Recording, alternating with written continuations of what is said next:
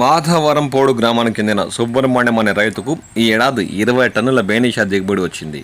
ఇటీవల టన్ను 60,000 ధర పలకగా దిగుబడులను మార్కెట్ యార్డుకు తీసుకొచ్చారు.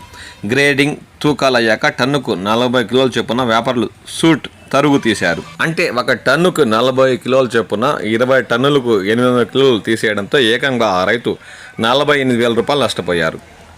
మామిడి రైతులు దళారుల చేతిలో నలిగిపోతున్నారని తిరుపతి జిల్లా రైల్వే కోట పరిసర ప్రాంతాల్లో పంటలు పండిస్తున్న రైతులు ఆవేదన వ్యక్తం చేస్తున్నారు. కోత పేరుతో దోచుకుంటూ నట్టేట ముంచుతున్నారని వారు వాపోతున్నారు.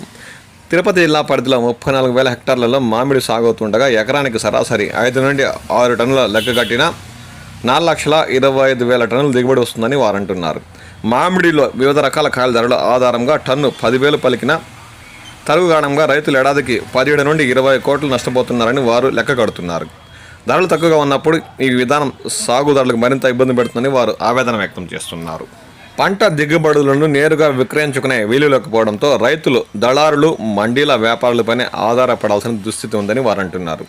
తరుగుకు తోడు వ్యాపారికి కమిషన్ కూడా ఇవ్వాలని వారు పేర్కొంటున్నారు.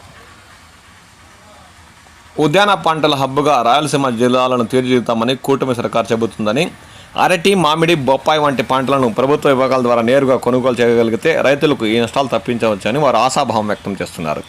దళారీ వ్యవస్థ లేకపోతే ప్రతి రైతు తన కష్టాన్ని పూర్తి ప్రతిఫలం పొందగలరని ఈ సందర్భంగా సాగుదారులు పేర్కొంటున్నారు. దీనిపై ప్రభుత్వం స్పందించి ఏదో విధంగా రైతులు ఆదుకోవాలని చూడాలని వారు ఈ సందర్భంగా కోరుతున్నారు.